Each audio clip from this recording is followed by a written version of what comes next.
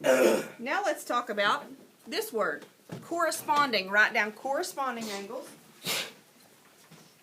Corresponding, if you don't know how to spell it, hang on a second. Hello?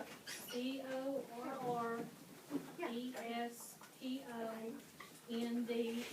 That's for you to ask for me. That's for you. Why'd she, It's like,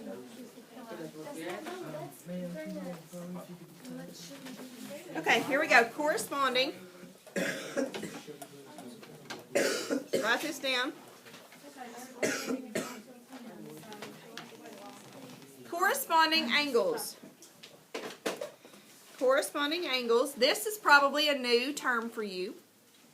Maybe you learned it last year, but maybe you didn't go all the way and master it from last year. Corresponding angles. Let's put ourselves just a little note here that tell us, this is my definition. I have no idea what the book actually, like how they stated it. This is in my brain how I understand it. Okay? It's in the same spot.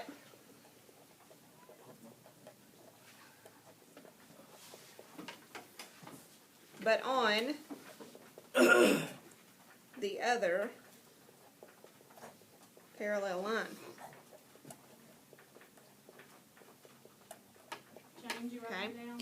It's in the same spot, but it's on the other parallel line. And when we began, we drew two lines. We drew line J, and then we also drew line K. So if you were to choose any angle you want to on line J, someone choose an angle on line J, 3, okay? So if I'm looking at angle 3, I need to, in order to find a corresponding angle, I have to find one that's in the same spot as 3, but not on line J, on line K. 2. Do you all see that 2 is in the same spot or in the same position as 3 is? It's in the top right. This one, no, 2 is in the top right angle. It's in the same spot. Do you believe that they look to be about the same size? Is it an obtuse or an acute? Obtuse. Both of them are obtuse. They are exactly the same measurement if I had a protractor, okay? So 3 and 2 correspond to each other. So let's write those down. Number 3 and number 2. Now choose another angle and see if you can correspond one. 1 and 8. 1, is it in the same position as 8 but on the other line? Yep. Yes. 1 and 8. 3 and 2. Yep, we got that. 2 and 3, 3 and 2. You don't have to say them twice. 6 and 7. 6 and 7, yes. Peyton, write all these down. Angle 6 is in the same spot as 7. What about 5? 5 is in the same spot as 4, yes. Okay, and that's all of them because I don't need to repeat myself. Okay, 5 and 4 is the same as 4 and 5. I don't have to state those twice. All right. So now let's talk about another term, vertical. Vertical angles. They go straight up and down. Well, because the term vertical means straight up and down, you could think that way. You might have to think, though, diagonal, because sometimes they go on a diagonal. Let me draw an illustration here for you. Let's see. If I'm talking about angle A right here, it's kind of like a direct reflection. If I were to fold my paper down, okay, and reflect it over that dot right there, it would land over here. So these two letter A's would be exactly the same. They would be vertical.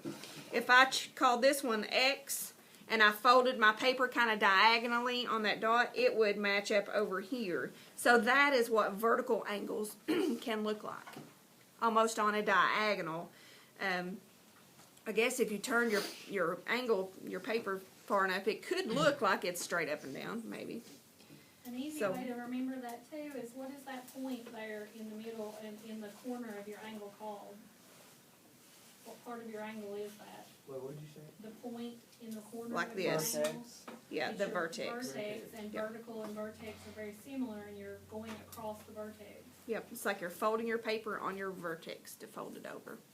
That may be an easy way. Some students say that they're V's, like that they are a mirror image of a V.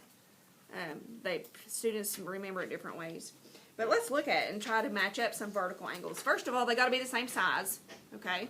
Always, in every single pair of these, except for supplementary, they have to be the same size. So choose an angle on line J. 1, 5, Okay, 1. What is vertical with 1? 6. Okay, 6 is vertical with 1. See how this right here, there's the angle, here's the other one. Notice that they're small, they kind of make little V's, and they kind of point together. So 1 and 6 are vertical. What other angles may be vertical up here? 5 and 3. 5 and 3. Now let's look at the other parallel line. Name a set of vertical angles for it. 2 and 4. 2 and 4. Are y'all seeing this or just Jacob seeing it? I want everybody to make sure. 2 and 4 are vertical, so the other pair of vertical would be 8 and 7. okay, there we go. 8 and 7. And you can write those in any order. You could have said 7 and 8. Doesn't matter. You're all about it today. Okay.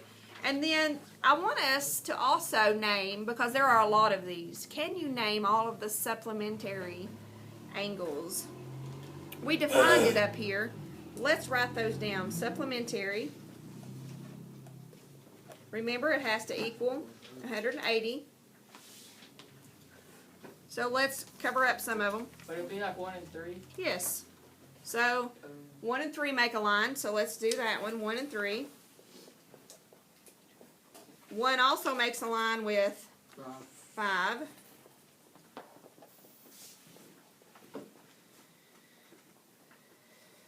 What does 5 also make a line with? 5 and 6. Yep, 5 and 6. Are we finished up there, or do we have one more pair? 6 and 1. No, not 6 and 1, but 6 and 6 and 3. 6 and 3 form that line right there. That's all of them on that section. So now let's go down to the bottom section. Which two form a line? 4 and 7. 4 and 7 form that line right there. Okay, so I can take my paper and kind of go this way. And what else makes a line? 8 and 8 and 2. nope. 4. 8 and 4.